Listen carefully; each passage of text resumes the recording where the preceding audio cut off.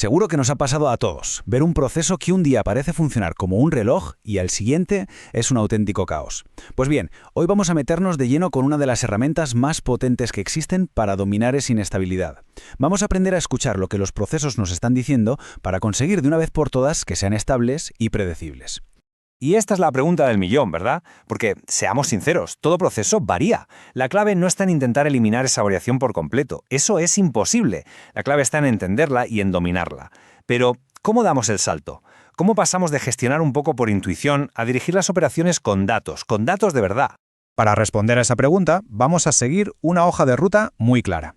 Primero, vamos a descifrar lo que yo llamo el lenguaje de la variación. Después, nos meteremos con nuestra herramienta estrella, los gráficos de control. Veremos paso a paso cómo construirlos, cómo leer las señales que nos envían y, lo más importante de todo, cómo convertir esos datos en mejoras que sean reales y que perduren en el tiempo. Venga, pues entremos en materia. Para controlar un proceso, lo primerísimo es entender su ADN, por así decirlo. Y todo, absolutamente todo, se reduce a dos tipos de variación. Conocerlos es la clave. Aquí está el concepto fundamental. A ver, tenemos que pensar en la variación de dos formas. Por un lado, están las causas comunes. Imaginaos que son el latido del corazón del proceso. Es ese ruido de fondo que, siempre va a estar ahí. Es predecible, forma parte del sistema. Pero luego, ¡zas!, aparecen las causas especiales. Estas son las sirenas de emergencia, las luces rojas parpadeando. Hablamos de un operario sin la formación adecuada, un lote de material defectuoso. Son anomalías que, de repente, secuestran el proceso. Nuestra misión, por tanto, es identificar y eliminar precisamente estas causas especiales. Y aquí lo vemos clarísimo. Este es el objetivo. Cuando logramos eliminar esas causas especiales, el proceso entra en lo que llamamos control estadístico. ¿Y qué significa eso en la práctica? Pues que se vuelve estable, se vuelve predecible. Es, en definitiva, un proceso en el que podemos confiar para planificar el futuro sin llevarnos sorpresas. Vale, entonces la pregunta es ¿cómo distinguimos el ruido normal de fondo de las verdaderas alarmas? ¿Cómo podemos escuchar lo que el proceso nos está intentando decir? Pues para eso tenemos una herramienta elegantísima, creada por Walter A. Shewhart allá por los años 20. Una genialidad. Es el gráfico de control. A mí me gusta pensar en él como si fuera un electrocardiograma del proceso. Va registrando su rendimiento a lo largo del tiempo y tiene 3 líneas clave, la media, que es la línea central, y 2 límites, uno superior y otro inferior. Pero la verdadera genialidad está en que esos límites no nos los inventamos, se calculan a partir de los propios datos del proceso. O sea, no son nuestras expectativas, son la voz real del proceso diciéndonos cómo se comporta. Claro que no todos los datos son iguales, así que no todos los gráficos de control pueden serlo. Si lo que medimos es una característica en una escala continua, pensemos en peso en gramos, longitud en milímetros, temperatura, usamos gráficos por variables. Pero si lo que hacemos es contar cosas, el número de productos defectuosos en un lote, el porcentaje de errores, entonces usamos gráficos por atributos. Elegir el tipo correcto desde el principio es un paso absolutamente crucial. Muy bien, pues vamos a la práctica. Veamos cómo se construye todo esto. Es un proceso muy metódico que nos permite transformar esos datos brutos que recogemos en la línea de producción en pura inteligencia de proceso. Ojo, porque antes del paso 1 hay un paso cero que es indispensable: la calidad de los datos. Un gráfico de control es tan bueno como los datos que lo alimentan, ni más ni menos. Por eso siempre empezamos con la hoja de verificación. Es un formato simple, estructurado, para capturar información fiable en tiempo real justo donde ocurre la acción. Esto es el cimiento sobre el que vamos a construir todo nuestro análisis. Bien, pues aquí está la receta. 7 pasos. Primero, definir con muchísima precisión qué vamos a medir. Segundo, seleccionar el gráfico adecuado para ese tipo de dato.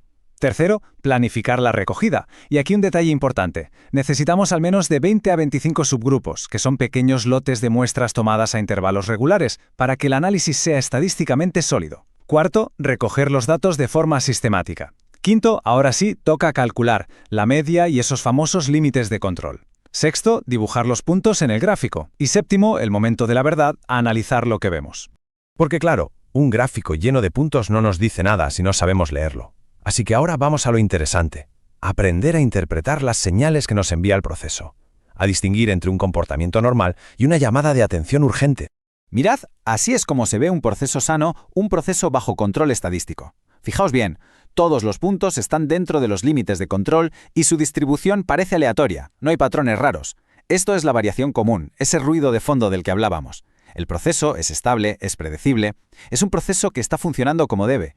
¿Y cuándo saltan las alarmas? Pues hay pistas muy evidentes. La primera y más clara, un punto fuera de los límites. Eso es una señal inequívoca de que algo extraño ha pasado. Pero hay otras más sutiles. Pista 2, una racha de 8 o más puntos seguidos, todos por encima o todos por debajo de la línea central. Eso no es aleatorio. O pista 3, una tendencia clara con 6 o más puntos consecutivos que no paran de subir o de bajar. En todos estos casos, el proceso nos está gritando que su comportamiento ha cambiado. Identificar una de estas señales, una de estas alarmas, es solo el principio del trabajo. Ahora viene la parte de ingeniería de verdad, convertir esa información en una mejora real y sostenible para el proceso. Y este es un punto crucial. El gráfico de control nos dice cuándo tenemos que actuar, pero no nos dice qué tenemos que hacer exactamente. Nos señala la existencia de una causa especial, pero encontrar de dónde viene, cuál es su origen y solucionarla. Para eso necesitamos otras herramientas de análisis y de solución de problemas. Y cuando hay varios problemas sobre la mesa, ¿por dónde empezamos? Bueno, aquí es donde el principio de Pareto es nuestro mejor amigo. Este diagrama nos muestra lo que se conoce como las pocas causas vitales. Fijaos en el ejemplo. La calibración de la máquina es responsable de casi el 75% de los problemas. Está claro, ¿no? Atacando esa única causa, podemos lograr el mayor impacto con el mínimo esfuerzo. Y que nadie piense que esto es una herramienta aislada. Al contrario, se integra a la perfección en metodologías como Lean Six Sigma. De hecho, el control estadístico de procesos es el guardián de la fase final, la fase de controlar. Es la herramienta que nos garantiza que las mejoras que tanto nos ha costado conseguir no se desvanezcan con el tiempo, sino que se mantengan de forma sostenible. Así que al final todo se reduce a esto. Los gráficos de control cogen la variación, que a menudo parece un misterio caótico e impredecible, y la convierten en un problema visible, comprensible y, lo que es más importante, un problema solucionable. Nos dan el poder de actuar basándonos en evidencia, no en opiniones. Cada proceso, en cada fábrica, en cada empresa ahora mismo, está enviando señales constantemente sobre su estado de salud. La pregunta final que nos queda es, ¿estamos equipados para escuchar y entender lo que nos tiene que decir?